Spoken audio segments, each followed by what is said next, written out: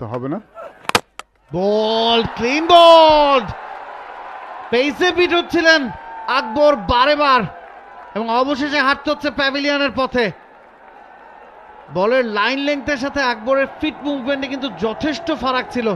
Played on হয়ে গেলেন আকবর আলী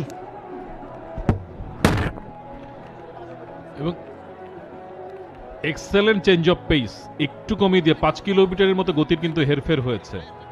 বলটা ব্যাটে কানেক্ট হয়েছে এবং ইনসাইড এজ হয়েছে, ভেতরের পার্টের লেগে কিন্তু তিনি বলটাকে টেনে এনেছেন স্টাম্পের মধ্যে। অফ স্টাম্পের বাইরে ছিল, ফোর্থ স্টাম্প চ্যানেলে।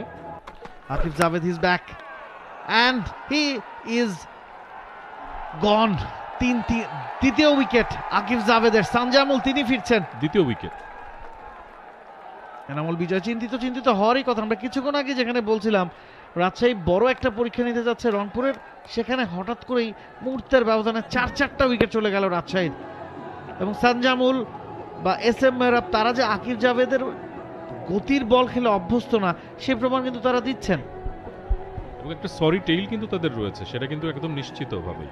কারণ মিডল অর্ডারে আমরা রায়ান বার্ল, ইয়াসির আলী রাব্বি এবং এনামুল হক বিজয়, এরপরে কিন্তু আর রাজশাহীর সেরকম মানে প্রোনাউন্স করার মতো আসলে আপনি কোনো ব্যাটসম্যানের নাম খুঁজে পাবেন না যে আসলে ইনিংসটাকে একটু ক্যারি করতে পারে। বল এবারে তাসকিন লাগিয়েছেন, ফিল্ডার আছেন কি ওই জায়গাটায়?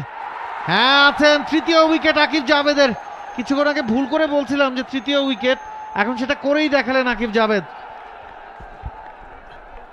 তাকে এই শট মারাতে একটা সহজ নয়। এর আগে একটা লাকি বাউন্ডারি পেয়ে গেছেন তাসকিন, পরে এটা আর পাননি। আকিব জাভেদের শর্ট অফ লেন বল করেছেন তাসকিন, ব্যাটটা চালিয়েছিলেন, টাইমিং করতে পারেননি। একটু ব্যাটের মাঝে ব্লেডে লেগেছিল। খুশদিল শাহ ভালো ফিল্ডিং, দৌড়ে এসেছিলেন, ভালো জাজ করেছিলেন ক্যাচটা।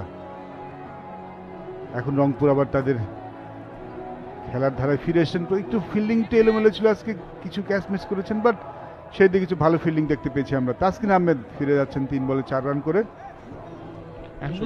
রাজশাহীর সামনে অল আউট হয়ে যাওয়ার সংখ্যা সেটা তো রয়েছে। আমি একটা জিনিস অবাক হচ্ছে যে আকিব জাভেদের কিন্তু একটা চমৎকার জিনিস রয়েছে, ও আর্ম অ্যাকশন অপরিবর্তিত রেখে বিভিন্ন লেন্থে এবং হচ্ছে পেস ভ্যারিয়েশনটা করতে পারে, যেটা ব্যাটসম্যানের জন্য রিড করাটা একটু হলেও ডিফিকাল্ট। এই বলটাই দেখেন যে কিছুটা হলেও কিন্তু পেস কমিয়ে দিয়েছে। ও যে স্টক পেস 145, সেখানে কিছুটা কম করে দিয়েছে, ক্লোজ টু দ্য ব্যাটসম্যান এসেছে। ব্যাটসম্যান শর্ট খেলতে চেয়েছে ঠিকমতো, কিন্তু টাইমিংটা হয়নি, সুইংটাও রিড করাটা difficult. Shafiul is back in team again. Edge হয়েছে, একটা রান পাবেন। স্টাম্পে হিট করেছে সোহানের থ্রোটা। তবে মনে হচ্ছে এস এম মেহরাব তার ক্রিজে পৌঁছে গেছেন।